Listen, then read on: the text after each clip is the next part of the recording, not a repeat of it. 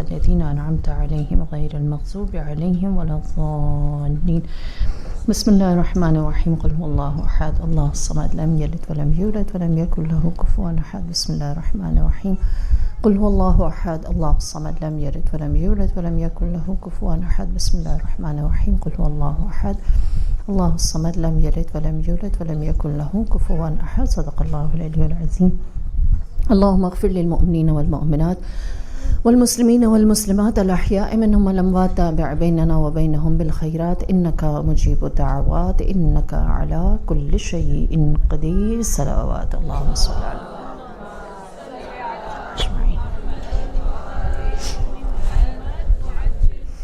أعوذ بالله من الشيطان الرجيم. بسم الله الرحمن الرحيم. الحمد لله الذي لا يحصي نعماه العادون ولا يؤدي حقه المجتهدون الذي ليس لصفته حد محدود ولا نعت موجود ولا أجل ممدود فطر الخلائق بقدرته ونشر الرياح برحمته. الصلاة والسلام على المهيمن على رسله والخاتم لأوصيائه والشافع إليه والمكين لديه أبي القاسم محمد صلوات اللهم صل على وعجل فرجه وعلى أهل بيته الطيبين الطاهرين المعصومين المظلومين سيما بقية الله في أرض روحي وأرواح العالمين لتراب مقدمه فداه. أما بعد فقد قال الله تبارك وتعالى في القرآن المجيد والفرقان الحميد وهو قوله الحق. بسم الله الرحمن الرحيم. لقد أرسلنا موسى بآياتنا بأن أخرج قومك من الظلمات إلى النور وذكرهم بأيام الله. صلوات اللهم صل على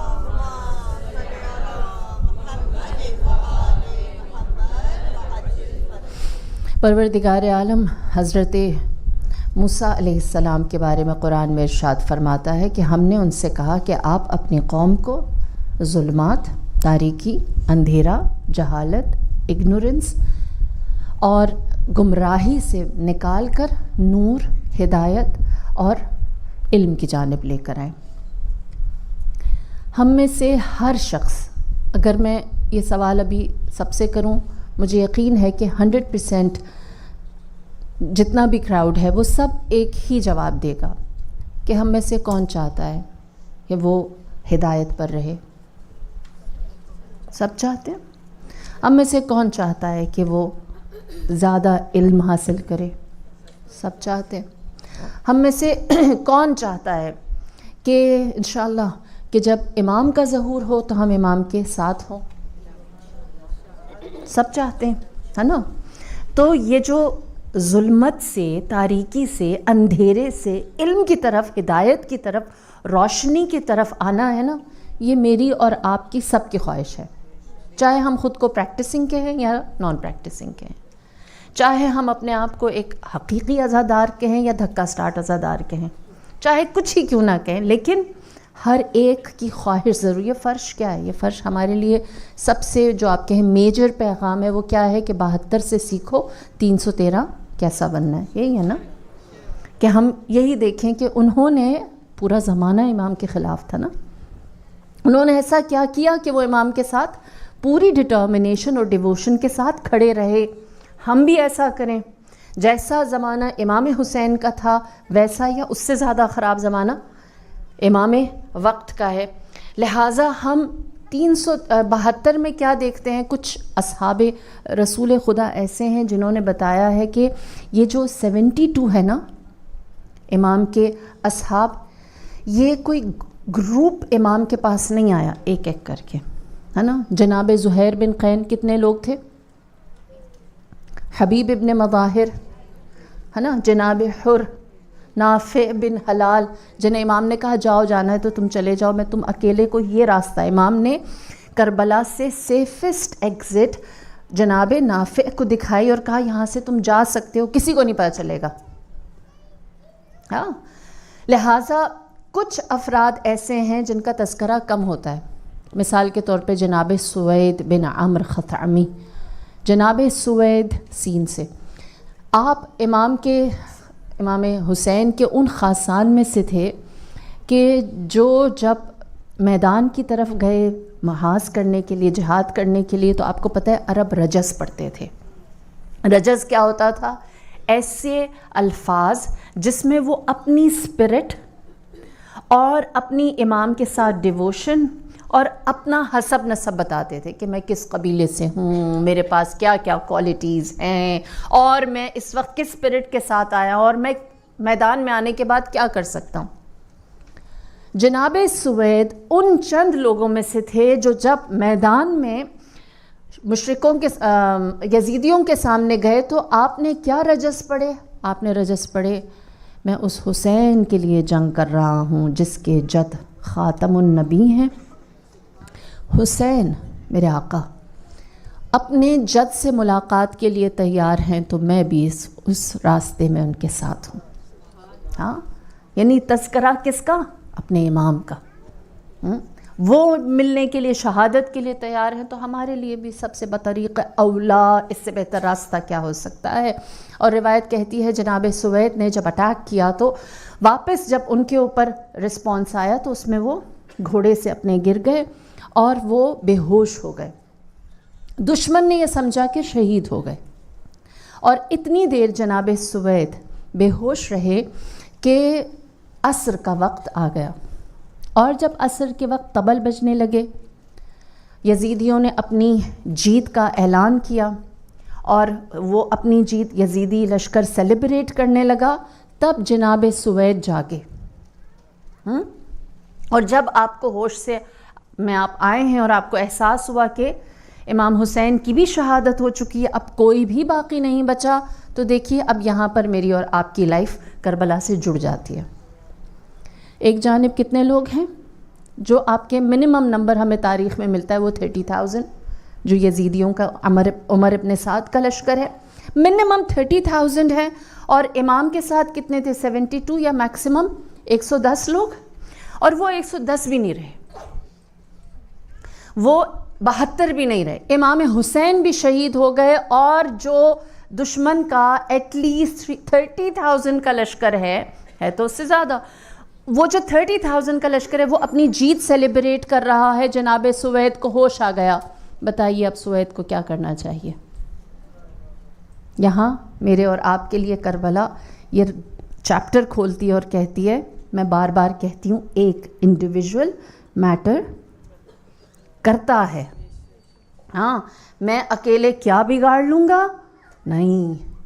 جناب سوید نے جب یہ سنا کہ فرزند جناب فاطمۃ الزہرا کو مسلمانوں نے شہید کر دیا، تو آپ اپنی جگہ سے اٹھے، درحالی کہ آپ کے پاس کوئی بھی ویپن، کوئی ہتھیار، کچھ بھی اپنے ڈیفنس کے لیے نہیں تھا، اور آپ نے اٹھ کر آواز لگائی اور کہا، تم نے اپنی جہنم کا سامان فراہم کر لیا، تم یقیناً جہنم میں جاؤ گے، تم نے اگر فرزند رسول کو مار دیا۔ اور جب دشمن نے دیکھا کہ جناب سوید زخموں کی حالت میں بغیر کسی ڈیفنس پاور کے کھڑے ہو کر ہمیں للکار رہے ہیں، ہمیں جہنمی کہہ رہے ہیں، تو انہوں نے obvious سی بات ہے ان کے سراؤنڈنگز میں ایک ایسا حلقہ، ایک ایسا سرکل بنایا کہ جناب سوید کے پاس نکلنے کا کوئی راستہ نہ تھا۔ یہاں تک کہ ایک یزیدی نے جناب سوید سے کہا، کیسے تو ہم سے مقابلہ کرے گا؟ تیرے پاس تو اپنا ڈیفنس دینے کے لیے کچھ بھی نہیں ہے۔ جناب سوید نے آس پاس دیکھا، آپ کو کوئی ٹوٹا ہوا نیزہ بھی نہیں ملا، لہٰذا آپ کے سینے میں جو خنجر کسی نے مارا تھا آپ نے وہ نکالا اور کہا، یہ ہے میرے پاس، جو آپ ہی کے خون سے رنگین خنجر اپنے سینے سے نکال کر جناب سوید نے کہا، میں اس کے ساتھ جنگ کروں گا۔ اور کتنی ہی جناب سوید نے جنگ کر لی۔ بس یہ راستہ کیا تھا کہ خون کے چند قطرے ابھی بدن میں باقی ہیں، وہ بھی نثار حسین کرنے، جینا اس کے نام پر ہے، مرنا اسی کے ساتھ ہے۔ کربلا کیا بتاتی ہے کہ بعد شہادت امام حسین علیہ السلام اگر کوئی حسینی میدان میں آ گیا، اس نے اپنے آپ کو زخمی، اکیلا، نہتا، ڈیفنس لیس نہیں سمجھا۔ وہ ایک ذات بھی، وہ ایک شخص بھی، وہ ایک فرد بھی میٹر کرتا ہے۔ اسی طرح ایک ایک کر کے ڈراپس جمع کر کے امام نے اپنے لیے بہترین، وفادار ترین اصحاب کو بنایا۔ کس لیے؟ آپ جانتے ہیں کربلا آغاز ہے، شروع ہو رہی ہے کربلا میں. کیا چیز؟ ظہور امام زمانہ کی تیاری ہے نا. کربلا سے پہلے کیا تھا؟ جو آج کا زمانہ ہے. کربلا سے پہلے آج کا زمانہ کیا ہے؟ ہدایت دینے والے ہوتے ہیں، لوگ ہوتے ہیں، افراد ہوتے ہیں، میٹرز ہوتے ہیں، ہمیں آواز اٹھانے کی ضرورت، لیکن نہیں اٹھاتے. کربلا سے پہلے کیا تھا؟ امام حسن کے ساتھ کیا ہوا؟ لوگ سو رہے ہیں ہے نا، نہیں ساتھ دیا. امیر المؤمنین کے ساتھ کیا ہوا؟ لوگوں نے ساتھ نہیں دیا. جناب فاطمہ کے ساتھ کیا ہوا؟ لوگوں نے ساتھ نہیں دیا. اور حتیٰ رحلت رسول کے بعد نبی کے جنازے کے ساتھ کیا ہوا؟ سر جھک جاتے ہیں نا. مدینے میں رسول کے جنازے کے ساتھ جو کتنی جلدی لوگ دوسرے راستے پر چلے گئے. لہٰذا ان سب کو، اس پوری جنریشن کو، 2 جنریشنز تھیں جن کو امام نے جگایا. اسی طرح امام زمانہ کا بھی جو وجود ہے وہ لوگوں کو بیدار کرنے والا ہے. اب میرا آپ سے سوال، جس کا آپ لوگوں نے 1 سیکنڈ کے اندر مجھے جواب دینا ہے. آپ کے سب کے ہاتھ میں 5 انگلیاں؟ مجھے بتائیں 5 میں سے ریٹ کر کے کہ امام کے ظہور کے لیے آپ ایز این انڈیویژول کتنے تیار ہیں. forget about the society اور global issues. As an individual, کل ہم نے زیارت عاشورہ میں دیکھا نا، امام حسین نے 1 to 1 بات کی، تم اور میں بس. ہم ہر روز زیارت عاشورہ پڑھتے ہیں. اب مجھے بتائیے کہ امام کے ظہور کے لیے آپ ایز این انڈیویژول کتنے تیار ہیں؟ جو جواب نہیں دے رہے اس سے مطلب کیا ہے؟ میرے سے ناراض ہے؟ انگلیاں بس 1 2 3 4 5. کلولیس. میں یہ سوچوں کہ ابھی آپ خود کو ایویلویٹ کر رہے ہیں کتنا وہ دینا. دیکھیے اب ہمارے حالات جب ایسے ہونا تو ہمیں اب وہ زمانہ ہے کہ جہاں پر ہم ہر چیز کے بارے میں لا علم رہ سکتے ہیں، لیکن امام کے ظہور کے بارے میں نہیں. اور امام کے ظہور کے بارے میں ہم نے کیا کرنا ہے از ناٹ دا کوسچن. ہم نے کیا کرنا ہے، میں نے کیا کرنا ہے سوال ہے. اب ہم کا زمانہ چلا گیا ہے. کیوں؟ سنیں اب میری بات. امام کے ظہور سے پہلے جو وقت ہے اس میں 3 گروپس کے بارے میں بتایا گیا. گروپ سے مراد ہے 3 مینٹالٹیز، 3 طرح کی اپروچز، کہ ان میں سے کون لوگ امام تک پہنچیں گے اور کون نہیں. جناب محزم نے امام جعفر صادق علیہ السلام سے اللہم صلی علی محمد و آل محمد وعجل فرجہم اجمعین سوال کیا اور کہا کہ آخری حجت کا ظہور کب ہوگا؟ تو آپ نے فرمایا ان کے ظہور تک صرف ایک اپروچ رکھنے والے لوگ پہنچیں گے. فرمایا کذب الوقاتون، جو لوگ وقاتون یعنی ایک پیریڈ، ٹائم، جگہ معین مشخص فکس کر لیتے ہیں اور کہتے ہیں فار ایگزامپل امام کا ظہور جو ہے اب تو ٹرمپ نے اٹیک کر دیا ہے تو اب فلسطین کا یہ، تو ایران کا یہ، یمن میں یہ ہو گیا، شام میں یہ ہو گیا، بس بہت ہوا تو 35 تک امام کا 35 تک امام کا ظہور ہو جائے گا. یہ کیا ہے؟ وقت معین کیا نا، وقاتون. آپ نے ایک ٹائم، ایک پیریڈ، ایک زمانہ دے دیا اور کہا کہ اس وقت تک امام کا ظہور ہو جانا چاہیے. امام نے فرمایا کذب الوقاتون، ایسا کرنے والوں نے جھوٹ بولا. اگنور کریں. تو میرے اور آپ کے لیے امام تک پہنچنے کے لیے اتنی کلیئرٹی ہو گئی کہ ہم نے ٹائم، وقت، جگہ، پیریڈ، ڈیوریشن کے پیچھے نہیں بھاگنا. حضرت موسیٰ کے زمانے میں جو وقاتون تھے نا، وہ موسیٰ کے ساتھ نہیں چل سکے، وہ فرعون کی سائیڈ ہو گئے. کیوں؟ جناب موسیٰ کا ٹائم فریم کام ہی نہیں کر رہا تھا. اور وہ کام کیوں نہیں کر رہا تھا؟ کیونکہ لوگ ساتھ نہیں دے رہے تھے. اور وہ بلیم کس کو کر رہے تھے؟ حضرت موسیٰ علیہ السلام کو. اسی لیے فرمایا کہ جنہوں نے ٹائم کو فکس کر دیا امام کے ظہور کے ساتھ، کذبل، وہ جھوٹے ہو گئے، وہ امام تک نہیں پہنچیں گے. دوسرا فرمایا ہلک المستعجلون، جن لوگوں کو جلدی ہے کہ ادھر خرابی ہوئی ادھر امام آ کے فکس کرے نا. فرمایا جو لوگ چاہتے ہیں فوری رزلٹ ملے، ہلاک ہو گئے، گمراہ ہو گئے، راستے سے ہٹ گئے. انہوں نے اپنا پاتھ وے چینج کر لیا، وہ امام کے ساتھ باقی ہدایت پر نہیں رہ سکے۔ ہم چاہتے ہیں، ہم لوگوں کے اندر یہ مسئلہ ہے، ہم چاہتے ہیں کہ جو بھی چیز ہے وہ فوری طور پر ہمارے سامنے آ جائے، ہے نا؟ لہٰذا فرمایا ہلاک ہو گئے مستعجلون، جنہوں نے چاہا فوراً آ جائے، جیسے ہی ہم کہہ رہے ہیں فوری جواب آ جائے۔ فرمایا وہ بھی نہیں۔ اب آپ کو جلدی ہے امام کے ظہور کی؟ سر الہادیہ کر، مجھے تسلی رہتی ہے، آپ کو جلدی ہے امام کے ظہور کی؟ ہاں، اور اسی لیے ہم کیا کہتے ہیں؟ العجل، ہے نا، کہ آپ جلدی کریں۔ اب امام جلدی کر نہیں رہے، ہمارے ماں باپ چلے گئے، اب ہم بھی لگتا ہے جانے والے ہیں، تو امام نہیں آ رہے، تو کیا ہوگا؟ اب جو ہم چاہ رہے ہیں، ہر روز کہتے ہیں العجل، آپ جلدی کریں، آپ ظہور کریں، اب ہماری بات سنی نہیں جا رہی، تو کیا ہے؟ ایسی صورتحال میں امام کے انتظار کے لیے برقرار رہنا، ہے نا، ثابت قدمی۔ زیارت عاشورہ میں ایک دعا جو 3 دفعہ ہے، وہ یثبت قدم الصدق، کہ ہمارے جو قدم ہیں وہ ثابت رہیں، ہم ڈیووٹڈ رہیں، ہمارے اندر کوئی لڑکھڑاہٹ نہ آئے۔ آ گئی تو کیا ہوا؟ ہلاک ہو گئے۔ یہ 2 اپروچز جو ہیں فرمایا یہ امام تک نہیں پہنچیں گی، ایک جو ہے جھوٹی ہے، دوسری جو ہے وہ گمراہ ہو گئی۔ کون ہے جو پہنچے گا؟ نجل مسلمون وَإِلَيْنَا الْيَسِيرُونَ، وہ نجات حاصل کریں گے جو تسلیم ہو گئے، جنہوں نے سرنڈر کیا، جنہوں نے کہا کہ جو اللہ کا حکم ہے اس کے آگے ہم خاموش رہیں گے۔ امام نے کب ظہور کرنا ہے؟ اللہ کے حکم سے نا، امام نے اپنی مرضی سے تو نہیں کرنا۔ کیا امام خود بتائیں گے آ کر کہ میں اس تاریخ پر آؤں گا، تم سب کعبہ آ جانا؟ نہیں، جب حکم خداوندی ہوگا۔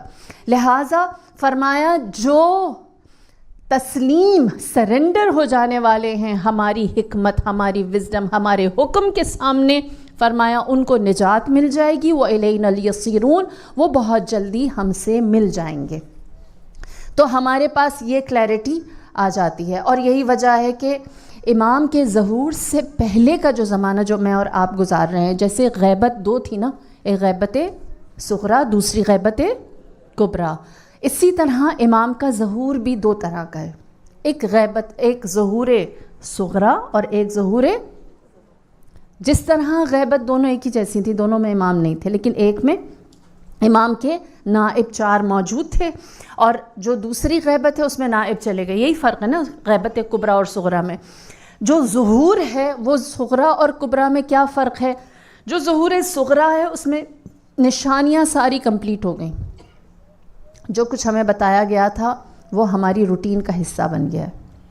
ہم سے کہا گیا تھا آخری زمانے میں یہ ہوگا، اور ہم کہتے ہیں ہاں یہ تو بہت نارمل ہو گئی ہیں چیزیں۔ تو یہ کیا ہے؟ ظہور صغریٰ۔ ہم کس زمانے میں جی رہے ہیں؟ ظہور صغریٰ میں۔ ظہور کبریٰ کب ہوگا؟ جب ہم ان سارے حالات کے ساتھ امام کو دیکھ سکیں گے اور انہیں اپروچ کر سکیں گے۔ میری بات پہنچ رہی ہے؟ لہٰذا ہم جس زمانے میں جی رہے ہیں اس میں سب سے بڑی نشانی کیا ہے؟ یہ بات سمجھنے کی ہے، کوئی کسی زمانے میں حق پر قائم رہنے کے لیے کسی دوسرے پر ڈیپینڈنٹ نہیں رہا۔ ہمیشہ ہر حق پر چلنے والے نے اپنا راستہ خود انڈیپینڈنٹلی لیا ہے، بغیر کسی سہارے کے۔ اس کے لیے ایک بات کافی ہے، اللہ کا پیغام اس تک پہنچتا رہے۔ ہمارے پاس قرآن بھی ہے اور اہل البیت بھی ہیں، پہلی بات۔ دوسری بات، آخری زمانے میں جو امام کا انتظار کرنے والے ہیں انہیں بار بار کیا چیز آن گھیرے گی، کیا چیز انہیں بار بار اٹیک کرے گی، ان کو بار بار اس کو فیس کرتے ہوئے اپنے ایمان کو باقی رکھنا مشکل لگے گا۔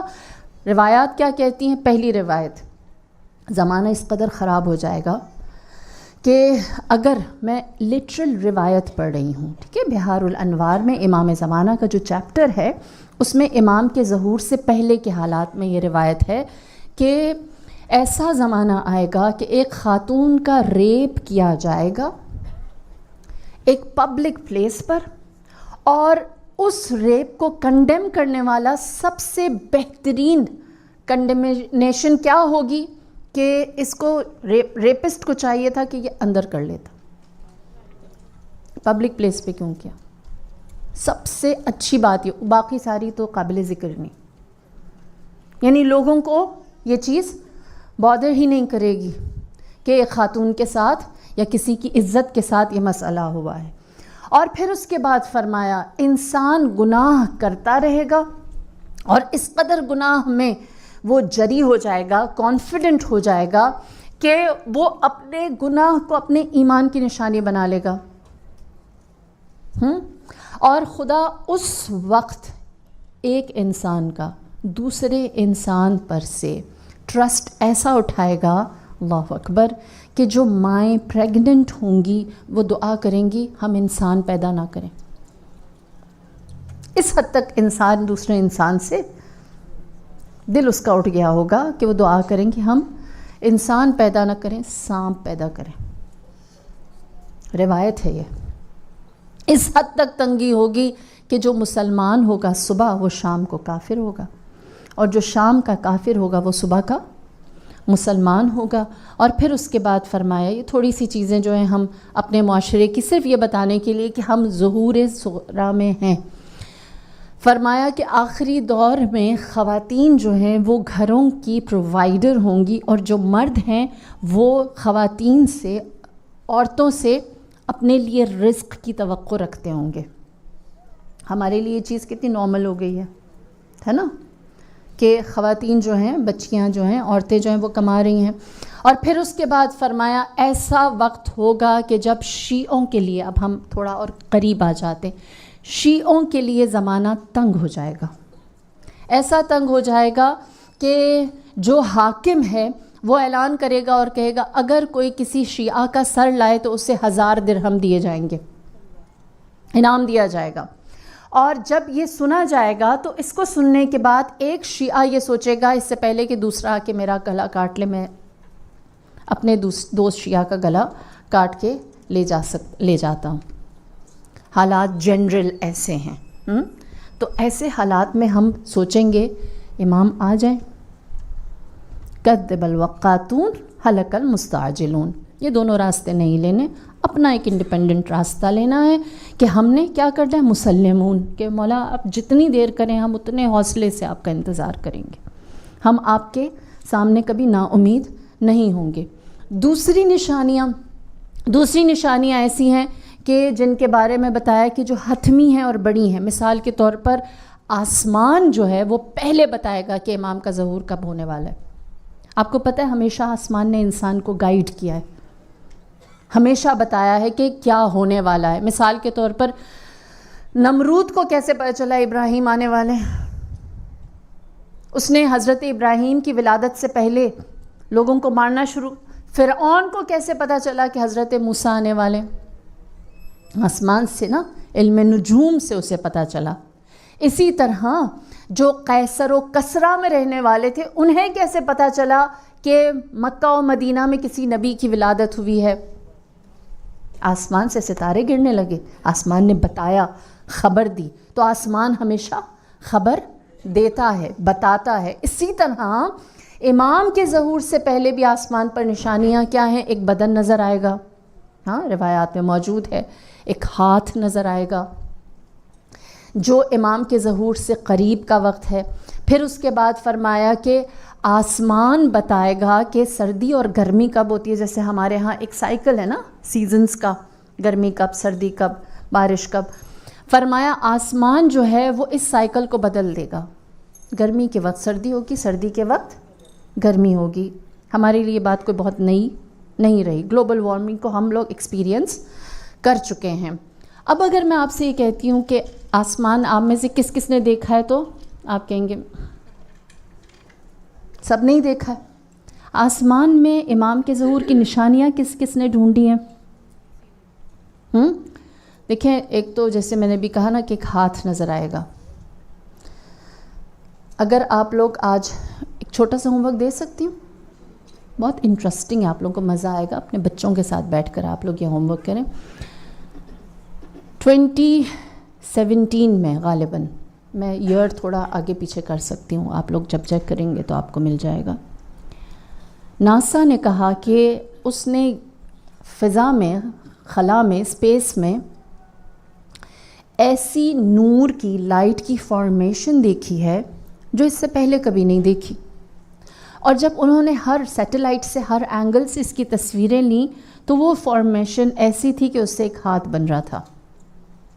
اور پھر انہوں نے اس کو دیکھنا شروع کیا، اس جرنی کو. آپ جانتے ہیں کہ اسپیس کی جو ٹیکنالوجی ہے وہ وہاں کی جرنی، وہاں کی چینجز کو اسٹڈی کر انہوں نے دیکھنا شروع کیا کہ یہ فارمیشن کیسے ہوئی ہے. تو وہ اس کی ابتدا کہ یہ شروع کیسے ہوئی اور یہ پورا بنا کس طرح سے، اس کو کسی طرح سے بھی نہیں سمجھ سکے. اور پھر انہوں نے کہا کہ اگر ہم اس چیز کو، یہ جو فارمیشن ہے، اسے کوئی نام دیں تو لگتا ہے یہ کوئی ہاتھ ہے. اور پھر کیونکہ ہم اس فارمیشن کا کہ یہ لائٹس کہاں سے آ رہی ہیں، کیسے ٹریول کر رہی ہیں، کیسے یہاں پر پہنچیں اور کیسے یہ ہاتھ بنا ہے، اس کو ہم نہیں سمجھ پا رہے، تو ناسا نے اس واقعے کا نام دا ہینڈ آف گاڈ رکھا. یا علی یا علی یا علی اللہم صلی علی محمد و علی محمد وعجل فرجهم اجمعین. اور ہوم ورک کیا ہے؟ آپ لوگ دا ہینڈ آف گاڈ اور ناسا جا کے سرچ کریں تو آپ کو زیادہ تفصیلات مل جائیں گی. میں تو سائنٹسٹ نہیں ہوں کہ اس بارے میں زیادہ بتاؤں، بس ایک ریفرنس دیا کہ آسمان جو ہے نا وہ نشانیاں دے رہا ہے. یہی وجہ ہے کہ جب امام جعفر صادق سے پوچھا گیا اللہم صلی علی محمد و آل محمد وعجل فرجهم اجمعین، کہ آخری زمانے میں جب ہر طرف سے فتنے اور مسائل ہوں گے تو ہم کس طرح سے امام کے ظہور کے لیے خود کو تیار کریں. تو میرے مولا نے فرمایا، اب یہ سننے والی بات ہے، دل بڑا کر کے سنیں. میرے مولا نے فرمایا تم انتظار کرو گے شیعہ، تم انتظار کرو گے اور طولانی انتظار ہوگا. اور اس انتظار کے دوران، امام زمانہ کے انتظار کے دوران، شیعہ ایسے ہوں گے جیسے بکریاں قصاب کے سامنے، بچر کے سامنے. ہر بکری ڈر رہی ہوتی ہے شاید اگلی باری میری ہوگی. فرمایا ایسے حالات ہوں گے. اسی لیے خداوند کریم سورہ اعراف میں ارشاد فرماتا ہے فانتظروا انی معکم من المنتظرین، تم انتظار کرو میں بھی تمہارے ساتھ انتظار کرنے والوں میں سے ہوں. خدا اس لیے ایمان والوں سے یہ کہتا ہے کہ تمہارا انتظار کرنا صرف تمہارا انتظار کرنا نہیں ہے، اللہ بھی اس میں شامل ہے. ہاں، یہ جو تمہاری تکلیف ہے اس کو خدا بھی دیکھ رہا ہے. یہی وجہ ہے کہ میرے مولا فرماتے ہیں کہ ہم تمہارے لیے اس انتظار یعنی ظہور امام زمانہ سے پہلے بہت سارے راز کھول دیتے. اب یہ تھوڑی سی نا امام کی شکایتیں ہیں جو میں اپنے لیے، آپ اپنے لیے. میرے مولا فرماتے ہیں کہ ہم تمہارے لیے بہت ساری راز کی، بہت ساری اسرار کی، بہت ساری چھپی ہوئی باتیں تمہارے سامنے رکھ دیتے اگر تم جا کر دشمن کو بتانے والے نہ ہوتے. ہم تمہارے سامنے راز انڈیل دیتے. دوسری وجہ جو ہم تمہارے سامنے راز انڈیلتے نہیں ہیں، ہر چیز تمہارے سامنے رکھتے نہیں ہیں، فرمایا تمہارے دل تو ہمارے ساتھ ہیں لیکن تمہارا عمل اس کے مخالف ہے. فرمایا خدا انتظار کر رہا ہے بس تم بھی انتظار کرو. اللہ جانتا ہے تم جانتے نہیں ہو، اور اللہ اس انتظار کو طولانی کیوں کر رہا ہے؟ کیونکہ اللہ کے ہاتھ سے کچھ جانا نہیں ہے. انتظار کرنے سے کون گھبراتا ہے؟ جس کو لگتا ہے کہ وہ کچھ کھو دے گا، وہ کچھ مس کر لے گا. لہٰذا فرمایا کہ آخری زمانے میں صبر کرنے والوں میں سے بنو. اور وہ صبر کیسا ہے؟ نہج البلاغہ میں امیر کائنات فرماتے کونو اللہم صلی علی محمد وعلی محمد وعجل فرجهم اجمعین، فرماتے ہیں کونو کالطیر کونو کالنحل فی الطیر. امام کی غیبت کے زمانے میں جب فتنے آ جائیں نا، فرمایا کہ اس مکھی کی طرح بن جاؤ. نحل کہتے ہیں شہد کی مکھی کو.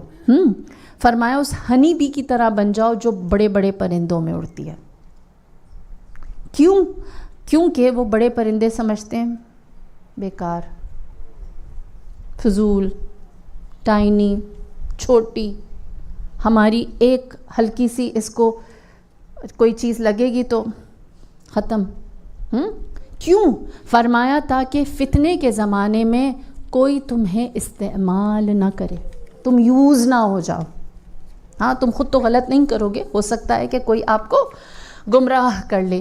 لہٰذا جو غیبت کا زمانہ ہے نا، اس میں ہمارے لیے کمزور دکھنا، دیکھیں ہم یقیناً اس زمانے میں جی رہے ہیں جہاں پر خاموش رہ لینا یا کسی کے سامنے سرنڈر کر لینا، کسی میٹر میں کہنا کہ چلیں جی آپ جیتے. کیوں؟ تاکہ ایک بڑا فائدہ حاصل ہو سکے. بڑے فائدے سے مراد یونٹی رہ سکے، دلوں میں کسی کے کوئی شکوہ شکایت نہ ہو، بہتر ہے. دوران غیبت میں کیسے رہوں، میں کس کی نظر میں ہوں، میں اکیلی جو کر رہی ہوں اس کو کس قدر خدا رجسٹر کر رہا ہے، امام رجسٹر کر رہے ہیں. اللہ اکبر. جناب عبدالحمید واسطی امام سے سوال کرتے ہیں اور کہتے ہیں کہ اگر میں امام زمانہ کے انتظار میں رہوں، یہاں تک کہ انتظار کرتے کرتے اس دنیا سے چلا جاؤں، تو کیا میری زندگی ضائع ہو گئی؟ مولا نے جواب دیا اور فرمایا ایسا نہیں، تم انتظار کرتے رہو، اور کیونکہ تم امام سے کہ ظہور کو نہ دیکھ سکو تو تمہاری موت یوں ہی ہوگی. فرمایا بلکہ تمہارے لیے شہادت ہے، اور کیونکہ جس راستے میں تم جا رہے تھے انتظار کے، تمہیں امام کا دیدار نہیں ملا، اس لیے تمہارے لیے 2 شہادتیں ہیں. اللہ اکبر. اللہ جانتا ہے کہ وہ اگر انتظار کرا رہا ہے تو اس نے کیسا ریوارڈ دینا ہے. پھر اس کے بعد جناب عمار ساباتی وہ امام سے سوال کرتے ہیں اور کہتے ہیں کہ مولا میں امام غائب سے متمسک رہتا ہوں، جڑا رہتا ہوں، اور میں چاہتا ہوں کہ میری نسلیں جب امام سے ملاقات کریں، تو خود تو چھٹے امام کے زمانے میں، اور امام نے بتایا کہ آخری زمانے میں اس طرح سے مشکلات ہوں گی، تو کہا میں چاہتا ہوں کہ میری اولادیں بھی ان کے ساتھ جڑی رہیں، لیکن اگر آج ہم ان کا ذکر کھل کے نہیں کر سکتے تو آنے والے وقت میں یہ جو چھپ کر ہم کر رہے ہیں، کیا یہ کہیں رجسٹر ہو رہا ہے، یہ کہیں پر آن ریکارڈ آ رہا ہے؟ سبحان اللہ. آپ میری ساری مجلس بھول جائیں، یہ روایت یاد رکھیں، یہ ایک روایت. مولا نے فرمایا کہ مجھے ایک بات بتاؤ اے عمار، جو عبادت کھل کر کی جاتی ہے اس کی جزا زیادہ ہے، یا جو عبادت چھپ کر کی جاتی ہے اس کا ثواب زیادہ ہے؟ اس نے کہا چھپ کر. جو سب کے سامنے کی جاتی ہے اس کا کم ہے، جو اللہ اور بندے کے درمیان ہے اس کا ثواب زیادہ ہے. آپ نے فرمایا میرے آخری فرزند کا انتظار کرنا پوشیدہ عبادت کی مانند ہے. یہ وہ پوشیدہ، چھپی ہوئی، سیکریسی میں دی ہوئی خیرات ہے جس کا کوئی گواہ نہیں، جس کو کسی نے وٹنس نہیں کیا سوائے اللہ کے. اللہ اکبر. یا رسول اللہ، یا علی، اللہم صلی علی محمد وعلی محمد وعجل فرجنا اجمعین.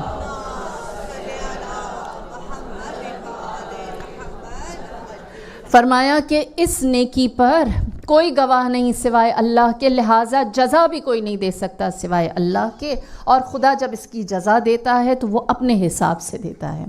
پھر اس کے بعد فرمایا کہ غیبت امام زمانہ میں ہر منتظر سنیں، آپ کا انتظار، آپ کی تنہائی، آپ کی مناجات، آپ کا العجل کہنا، آپ کا آنسو بہانا، آپ دنیا کو کچھ نہیں کر سکتے، لیکن جو آپ امام کے ساتھ اپنے کنیکشن کو وقت کے ساتھ ساتھ اور زیادہ سنسیئر اور زیادہ ڈیپ کرنے کی کوشش کر رہے ہیں. مولا کیا فرماتے ہیں ایسا شخص جب ایک واجب نماز پڑھتا ہے، اللہ اس کو 25,000 واجب نمازوں کی جزا دیتا ہے. 25,000 یا علی، یا علی، اللہم صلی علی محمد و آل محمد وعجل فرجہم اجمعین. 25,000 25,000. ہاں ایک واجب نماز. پھر اس کے بعد فرمایا جو نافلہ ہے اس ایک نافلہ کے بدلے 10 کا ثواب ہے، ایک نیکی کے بدلے عام لوگوں کے لیے 10 ہے. فرمایا جو انتظار کرنے والے ہیں ان کے لیے 20 ہے. اور پھر فرمایا کہ جو تقیہ میں رہتا ہے، تقیہ ہے نا، فرمایا جو تقیہ میں رہتا ہے اس کے لیے اس کے سیئات کو بھی خدا حسنات میں بدل دیتا ہے. ہاں دیکھیے آپ اکیلے آپ کو آپ کی ایفرٹ میں دیکھنے کے لیے ایک اللہ کافی ہے نا. اب جو آپ کر رہے ہیں اس میں مجھے اور آپ کو کس چیز کو مینٹین کرنا ہے؟ تسلیم ہو جانا. نجل مسلمون، ہم سرنڈر کر جائیں، ہم مان لیں، ہم اس کے اوپر زیادہ بےتابی نہ دکھائیں، عجلت نہ دکھائیں. اور پھر اس کے بعد فرمایا کہ اے عمار، آخری زمانے کے لوگ رسول خدا کے محبوب ترین ہیں. روایت مشہور ہے نا، رسول خدا اصحاب کے ساتھ بیٹھے ہوئے تھے، آپ نے فرمایا تم میرے اصحاب ہو، آخری زمانے کے لوگ میرے اخوان ہیں، تم میرے ساتھی ہو، کمپینین ہو، وہ میرا خون اور گوشت ہے. حیران ہوئے اور کہنے لگے یا رسول اللہ یہ کیسے ہو سکتا ہے؟ تو آپ نے فرمایا کیونکہ جو وہ کر رہے ہیں یؤمنون بالغیب، وہ تم نہیں کر رہے. تم نے سب اپنی آنکھوں سے دیکھا تو ایمان لے کر آئے، انہوں نے سنا اور ایمان ایسے لائے جیسے انہوں نے دیکھا ہے. اور پھر نبی خدا نے فرمایا، مولا فرما رہے ہیں چھٹے امام، کہ رسول خدا نے فرمایا کہ آخری زمانے کا ایک شخص میرے زمانے کے 50 لوگوں کے برابر ہے. آپ ایک ہیں، نبی جانتے ہیں، وہ آپ کی ورتھ جانتے ہیں، وہ آپ کی سٹرگل جانتے ہیں. اور پھر اس کے بعد ہم شیعوں کے لیے تھوڑا سا یہ کہ امیر المؤمنین کے ساتھ بھی ہے نا، رسول اللہ نے 1 ورسز 50 کر دیا. جنگ نہروان امیر المؤمنین کی آخری جنگ، اور جس جنگ سے جب آپ واپس آ رہے تھے تو آپ کے ساتھ جو اصحاب تھے، خاصان آپ کے محب، آپ کے شیعہ، انہوں نے کہا کہ یا امیر المؤمنین اس کے بعد ہم کیا آپ کے ساتھ جہاد کر سکیں گے؟ تو آپ نے فرمایا یہ آخری محاذ تھا، اس کے بعد کوئی جہاد نہیں ہے. کہا شکر خدا کہ ہم نے آپ کی آخری جنگ تک آپ کا ساتھ دیا، اور ہمارے لیے امام کے شیعوں نے، امام کے اصحاب نے کہا ہمارے لیے یہ زیادہ راہ بہت ہے کہ ہم آخری وقت تک آپ کا ساتھ دیتے رہے. میرے مولا نے فرمایا البتہ صرف تم میرے ساتھ نہیں ہو، اس جنگ نہروان میں میرے ساتھ ایسے لوگ بھی موجود تھے، شامل تھے، جن کے اجداد ابھی پیدا نہیں ہوئے. انہوں نے کہا کیسے ہو سکتا ہے؟ جن کے باپ دادا پیدا نہیں ہوئے اور وہ خود اس جنگ نہروان میں، آپ کی آخری جنگ میں آپ کے ساتھ موجود، ہمارے ساتھ موجود تھے. آپ نے فرمایا امیر المؤمنین نے جنگ نہروان کے بعد فرمایا آخری زمانہ ہوگا، 4 جانب سے فتنے ہوں گے، اور اس وقت لوگ ہمارے فرزند کے انتظار میں بے تاب ہوں گے، اور جب ان سے ایمان کا معیار پوچھا جائے گا تو وہ یہ پلٹ کر دیکھیں گے اور کہیں گے کہ علی نے ایسے وقت میں کیا کیا تھا. فرمایا اور وہ انتظار کرنے والے آج کا میرا اوپینین سن کر اپنے انتظار کو اسٹرینتھن کریں گے. لہٰذا ان کا ایسا فیصلہ کرنا کیا ہے، گویا وہ جنگ نہروان میں میرے ساتھ موجود تھے. ایسا نہیں کہ وہ کیونکہ 1400 سال بعد آئیں گے تو ان کا اس وقت کا جہاد ہے. آج مجلی کا نہروان الگ ہے، ہم ایک میدان میں ساتھ ہیں. آپ کی زندگی میں ایسا کبھی ہوتا ہے کہ آپ سوچیں کہ مولا ہم تو اکیلے رہ گئے، ہم تو حق کا ساتھ. نہروان امام علی نے کن کے ساتھ لڑی تھی؟ جنگ نہروان امام نے کن کے ساتھ لڑی تھی؟ اونچا بول دیں. خوارج کے ساتھ نا. خوارج کون تھے؟ لا حکم الا. آپ لوگ مجھے ایسے کیوں دیکھ رہے ہیں؟ نہیں، میں کچھ سوال پوچھ رہی ہوں، کہہ دیں نہیں پتہ ہے نا. خوارج کون تھے؟ لا حکم الا للہ والے ہے نا. خوارج کون تھے؟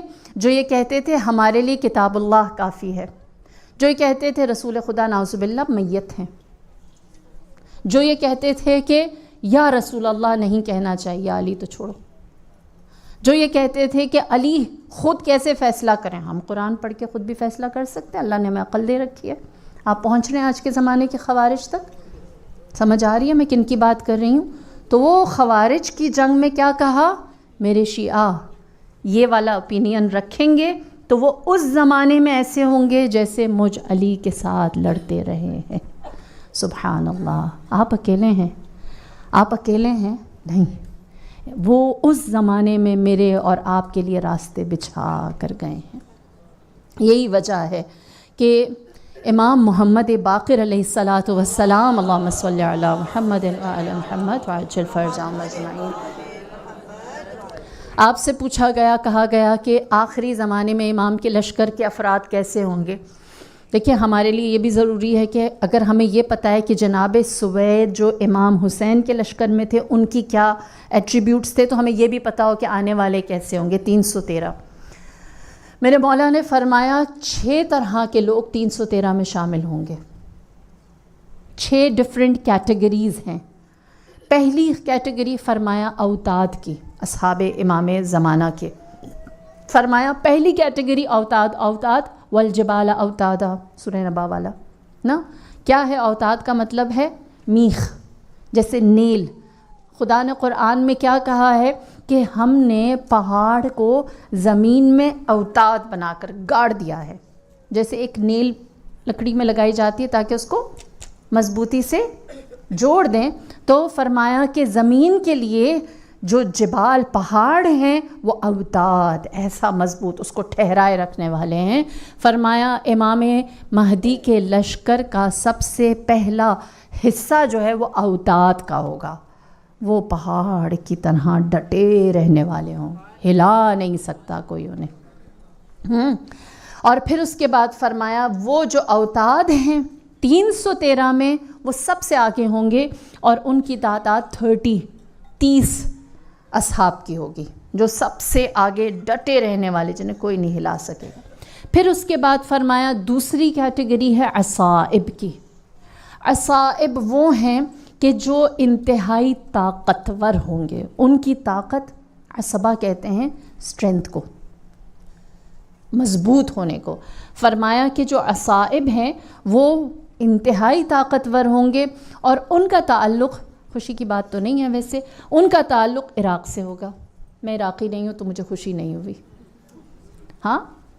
فرمایا وہ عراق سے تعلق رکھنے والے ہوں گے، اور وہ دوسرے نمبر کا دستہ ہوگا امام کے 313 میں۔ کیا چاہیے؟ پہلی چیز امام کو ڈٹے رہنے والے، دوسری چیز چاہیے طاقت رکھنے والے۔ پھر اس کے بعد فرمایا تھرڈ کیٹیگری جو ہے وہ ابدال کی ہوگی۔ ابدال وہ ہیں جنہوں نے خود کو چینج کر دیا، ریولوشن لے آئے، بدل دیا، اپنی ہستی کو امام کے حساب سے کر دیا۔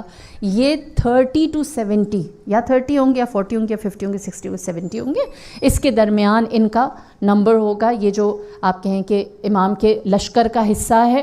اور فرمایا ان میں سے اکثریت جو ہے وہ شام سے تعلق رکھنے والی ہوگی۔ بری خبر ہے؟ فرمایا کہ ان میں سے جو اکثریت ہے وہ شام والے ہوں گے، اور وہ امام کے لشکر کا تیسرا حصہ ہوں گے جنہوں نے اپنے آپ کو امام کے لیے جیسا امام چاہتے تھے ویسا کر لیا۔ اور اسی لیے مولا فرماتے ہیں کہ یہ جو ابدال ہیں نا، یہ ہمارے انبیاء کے وصی ہیں، ان کے نائب سکسیسر کی حیثیت رکھتے ہیں، لٹرل نہیں لیکن یہ کہ ان جیسے ہیں۔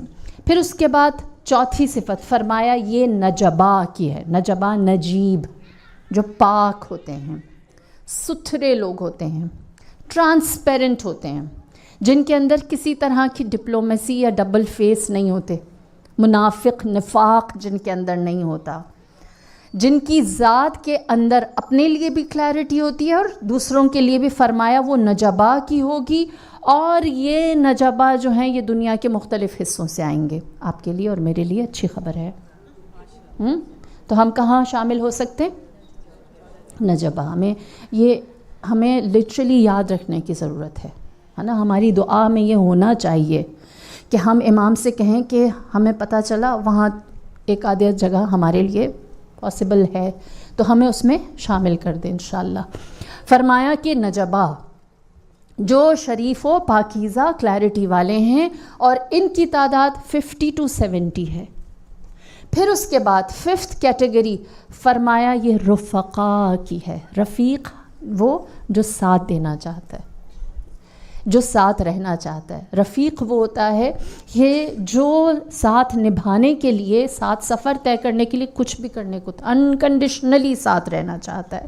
فرمایا یہ 50 کے قریب ہوں گے اور یہ لوگ دنیا کے مختلف حصوں سے کوفے آئیں گے، کوفے میں امام کا انتظار کر رہے ہوں گے، اور امام انہیں پھر جب اعلان کریں گے تو یہ مکے میں امام کے پاس آ کر ملحق ہو جائیں گے۔ اور جو چھٹی اور لاسٹ کیٹیگری ہے وہ ہے اعاجم کی، عجم، نان عربز۔ ہاں، ان کی تعداد باقی سارے جتنے بھی ہیں وہ امام کے ساتھ شامل ہوں گے، جس کا کوئی نمبر عجم کا نہیں بتایا گیا۔ نان عربز امام کے لشکر میں کتنے ہوں گے؟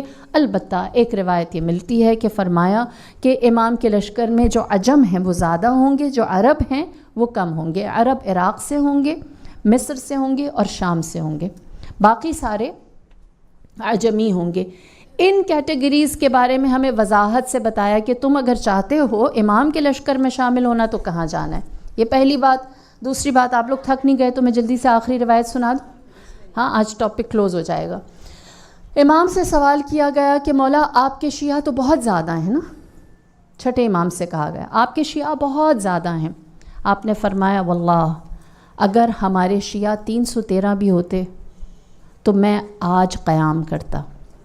چھٹے امام فرما رہے ہیں، فرمایا اگر ہمارے شیعہ آج مجھے 313 مل جائیں میں آج قیام کروں، میں آخری فرزند کا انتظار نہ کروں۔ پوچھنے والے نے پوچھا اور کہا کہ مولا وہ آخری شیعہ جو 313 اکٹھے ہو جائیں گے وہ کون ہیں؟ فرمایا وہ اتنے قیمتی ہیں، 313 اتنے قیمتی ہیں کہ ہماری آخری حجت ان کا انتظار کرے گی۔ سوچیں نا، جن کا انتظار امام کر رہے ہیں، ہم تو امام کا کریں، ہم کیوں نہ کریں، ہمارے لیے نجات امام میں ہے، لیکن کتنے قیمتی ہیں، کتنی بڑی حیثیت ہے ان کی جن کے لیے امام ٹھہرے ہوئے ہیں۔ اور پھر مولا نے فرمایا کہ وہ جو مقام و حیثیت رکھتے ہیں وہ دنیا کو سمجھ نہیں آتی۔ کیوں؟ کیونکہ دنیا والے ہمارے جو عام شیعہ ہیں میرے جیسے، مولا نے فرمایا وہ حق کے لیے آواز بلند نہیں کرتے۔ فرمایا اور جب وہ آواز بلند کرتے ہیں تو اتنی آواز اٹھاتے ہیں کہ خود بولیں اور خود سنیں، کسی اور کو نہ پتہ چلے۔ they don't bring any change, وہ کسی چیز کو تبدیل کرنے کی کوشش نہیں کرتے۔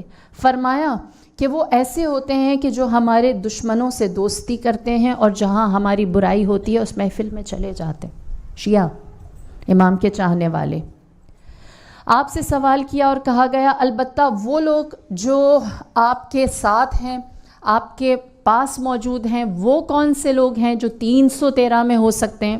تو اللہ اکبر، میرے مولا نے فرمایا وہ جو 313 ہیں نا وہ ایسے غیرت مند ہیں، وہ اس قدر حیا والے ہیں کہ اگر قحط پڑ جائے ان کی زندگی میں، بھوک سے مر جائیں، خدا پر توکل نہیں چھوڑیں گے، دشمن کے آگے ہاتھ نہیں پھیلائیں گے۔ پہلی صفت۔ سوال کیا گیا کہ مولا ایسے لوگ جو قحط سے مر جائیں، بھوک سے مر جائیں، کسی کے آگے سوال نہ کریں، یہ دنیا میں کہاں ہیں؟ آپ نے فرمایا وہ دنیا کے اطراف میں پھیلے ہوئے ہیں۔ جب ہم سوچتے ہیں 313 تو ہماری جو وہ ایک امیجنیشن ہے نا، ہمارے ذہن میں آتا ہے ہیرو، ہے نا؟ اللہ اکبر۔ روایت کیا کہتی ہے؟ میرے مولا فرماتے ہیں وہ 313 کیسے ہیں؟ فرمایا وہ دنیا کے اطراف میں ہیں اور وہ ایک مسافر کی زندگی جیتے ہیں، ان کا ایک ٹھکانہ نہیں ہے، وہ خانہ بدوش ہیں، ایک جگہ سے دوسری جگہ جاتے رہتے ہیں۔ فرمایا کہ وہ ایسے ہیں کہ جب وہ لوگوں کے درمیان بیٹھے ہوئے ہوتے ہیں تو لوگ انہیں پہچانتے بھی نہیں، جانتے بھی نہیں اور ان کی عزت بھی نہیں کرتے۔ آپ جانتے ہیں آپ کے پاس، میرے پاس جو مفاتیح الجنان ہے، یہ کس نے کمپائل کی؟ جناب محدث عباس قمی نے نا، کہتے ہیں کہ جناب محدث عباس قمی کی یہ کتاب جو ہے، جب مفاتیح الجنان لکھی، اس سے پہلے اقبال الاعمال ایک چھوٹی کتاب تھی، مفاتیح کمپیریٹیولی بڑی تھی. جب یہ آئی تو بہت سارے لوگوں نے بیسٹ سیلنگ سمجھیں، تو پھر کسی نے اس کو مجلد کیا، گولڈن کور کے ساتھ اس کو پرنٹ کروایا. اور اس زمانے میں گولڈن کور کے ساتھ ایک ہارڈ پرنٹ کے ساتھ اس کا پرنٹ ہونا ایک بڑی بات تھی. جب عباس قمی کو پتہ چلا تو انہوں نے کہا میں دیکھنا چاہتا ہوں میری کتاب اتنی اچھی کس نے پرنٹ کی ہے. اور وہ گئے بک شاپ میں اپنی کتاب دیکھنے کے لیے، اور جب شاپ کیپر نے دیکھا ان کو آتے ہوئے، وہ نہیں جانتا تھا کہ یہ مؤلف ہیں، انہوں نے یہ کتاب کمپائل کی. اس نے محدث عباس قمی کو دروازے پہ روکا اور کہا اس کو ہاتھ نہیں لگانا، تم لے نہیں سکتے، خرید نہیں سکتے. تو بتانے کا مقصد کیا ہے؟ لوگ نہیں قدر نہیں کرتے، لوگ نہیں پہچانتے، جو ریکگنیشن ملنی چاہیے وہ نہیں دیتے. 313 کو بھی نہیں ملے گی. وہ معاشرے میں ایک ہیرو نہیں سمجھے جائیں گے، آرڈنری عام سے لوگ سمجھے جائیں. امام بتا رہے ہیں، فرمایا کہ وہ لوگوں کے سامنے ہوں گے، کوئی انہیں زیادہ مقام و عزت نہیں دے گا، سمجھے گا یہ تو عام سا انسان ہے. فرمایا اور جب وہ لوگوں کے درمیان میں سے چلے جائیں گے، کوئی انہیں مس بھی نہیں کرے گا. ہاں، پھر فرمایا جب وہ مریض ہوں گے، کوئی ان کے پاس عیادت کے لیے نہیں جائے گا. اور جب وہ کسی کا رشتہ مانگیں گے شادی کے لیے، کوئی انہیں رشتہ بھی نہیں دے گا. 313 کو. پھر فرمایا کہ جب ان کا انتقال ہو جائے گا، وہ فوت کر جائیں گے، ان کے جنازے کو بھی امپورٹنس نہیں ملے گی. فرمایا جب کہ ان کی ذات، ایسے لوگ جو 313 ہیں، وہ امام کا ساتھ دینے کے لیے دوسروں کے حقوق کو ادا کرتے رہے، لیکن دوسروں نے ان کے حق کو ادا، انہیں بالکل ایک آرڈنری سا انسان سمجھا. فرمایا اور ان کی خاصیت یہ ہے کہ، روایت کے جملے اس لیے پڑھ رہی ہوں، وہ نہ کتے کی طرح ہوں گے نہ کوے کی طرح ہوں گے. کتا کیا کرتا ہے؟ جب کسی غیر کو دیکھتا ہے، اسٹرینجر کو دیکھتا ہے تو ہے نا، اور جو کوا ہے اس کا پیٹ نہیں بھرتا، جہاں ملتا ہے ہر جگہ وہ لینڈ کر جاتا ہے. تو فرمایا کہ وہ غیروں کو ایکسیپٹ کرنے والے ہوں گے، اور اگر کہیں پر انہیں سیکریفائس کرنا ہو تو وہ سیکریفائس بھی کرنے کے لیے تیار ہوں گے. البتہ وہ کسی کا حق مارنے والوں میں سے نہیں ہوں گے. اللہ اکبر. نہ جانے ہمارے ساتھ، ہمارے ہمراہ، ہمارے سفر میں، ہماری عبادت میں، ہماری مسجدوں میں، ہمارے امام بارگاہوں میں کتنی دفعہ ہم 313 میں سے کسی سے ملے اور ہم نے اسے آرڈنری سمجھ لیا. ہم نے اس کو سمجھا کہ اس کی کوئی حیثیت، اس کو ریکگنائز ہی نہ کیا، اس کو رسپیکٹ دینا درکنار. تو سوچیں یہ روایت سنانے کا مقصد، فرض کریں اس روایت کو سننے کے بعد کہ امام کے 313 میں سے جو اس وقت ایک صحابی موجود ہے ہمارے درمیان، وہ کتنا فل آف لائف زندگی گزار رہا ہے. اسے سب نے چھوڑ دیا ہے. یہ راستہ اکیلے چلنے کا ہے، اس راستے پر تنہا چلنا ہے، اپنے قدموں کو خود سنبھالنا ہے، کسی کو بلیم یا کسی اور کو رسپانسبل نہیں بنانا. کربلا شروع سے ہی ایسے سفر کا نام ہے. جو چلے انہوں نے بس امام کا ساتھ دیا. آج ذکر ہے جناب زینب کبریٰ کے دونوں فرزندان کا. جیسے ہی بنی ہاشم کی مصیبت شروع ہوتی ہے، کربلا کی حرارت ہمارے سینوں میں اور زیادہ بڑھ جاتی ہے. شب عاشور ہے. جناب زینب کبریٰ اون محمد کو مخاطب کر کے فرما رہی ہیں، میرے لال تم جعفر طیار کے نواز پوتے ہو، حیدر کرار کے نواسے ہو، تمہاری رگوں میں خون بنی ہاشم ہے، تمہاری غیرت خدا کی غیرت ہے، اور جس کے لیے تم جان دینے کے لیے جا رہے ہو وہ تمہارا ماموں نہیں، وقت کا امام ہے.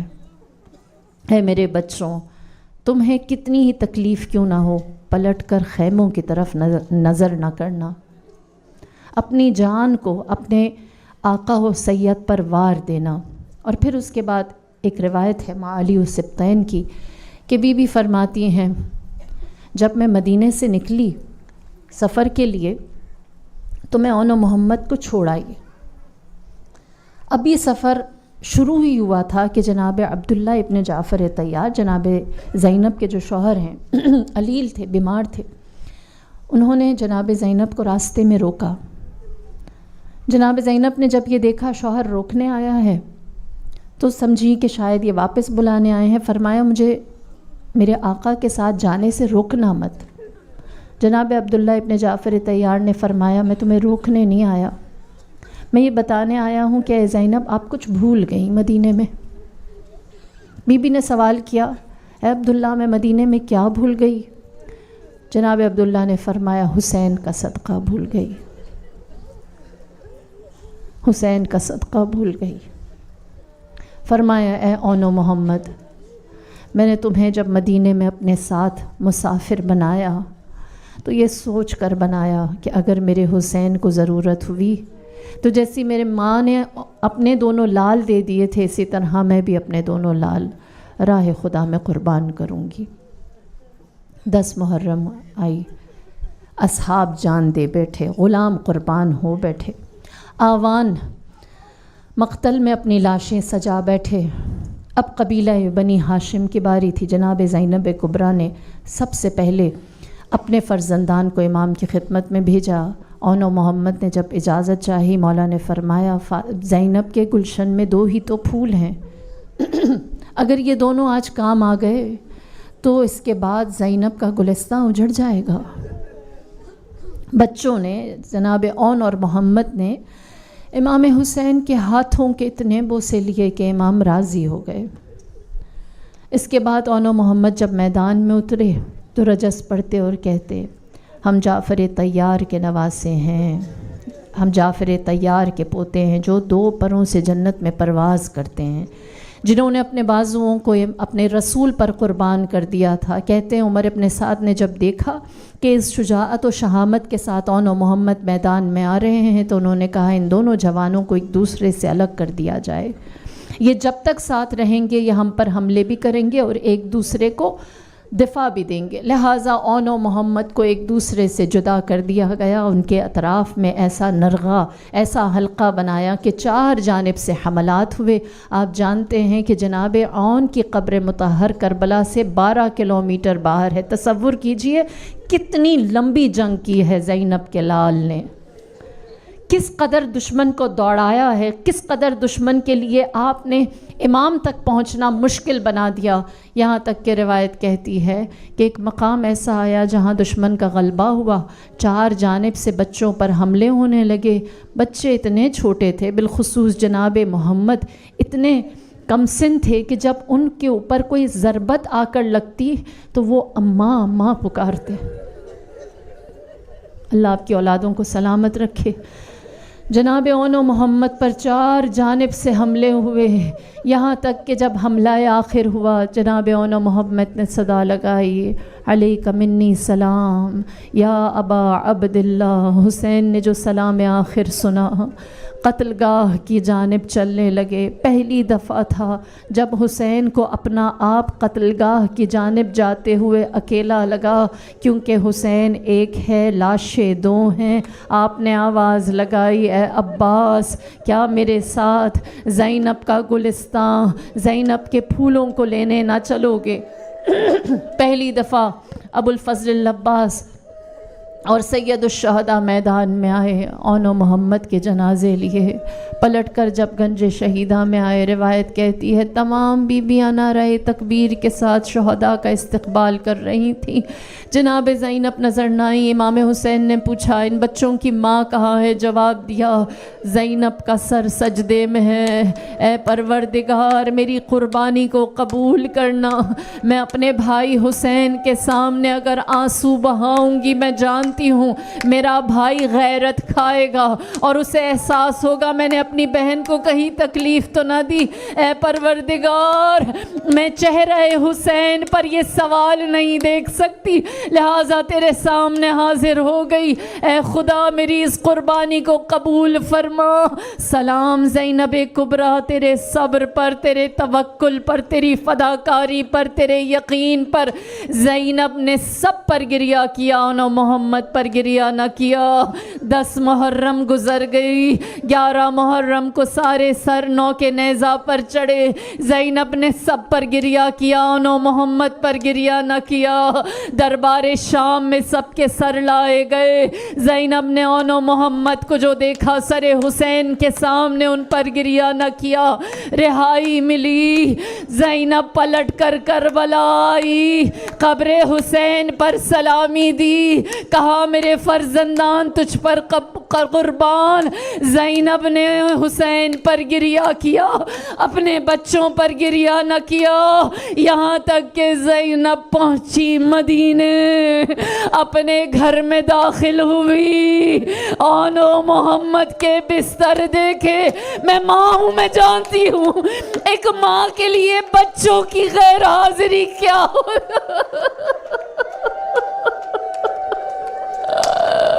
آنو محمد کے حجرے دیکھے، آنو محمد کی خوشبو آئی، آنو محمد کا لباس دیکھا، آنو محمد کے کھلونے دیکھے۔ زینب نے دیکھا گھر اجڑ گیا،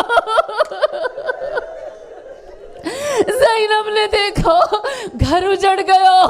میں ماں ہوں، میرا دل کہتا ہے سوئے کربلا رخ کر کے زینب نے کہا ہوگا، اے میرے آن، اے میرے شہسوار، اے میرے محمد، اے میرے جری ماں تجھ پر قربان، ماں تجھ پر قربان۔ الا لعنت اللہ علی القوم الظالمین وسيعلم الذين ظلموا أي منقلب ينقلبون إنا لله وإنا إليه راجعون۔ میرے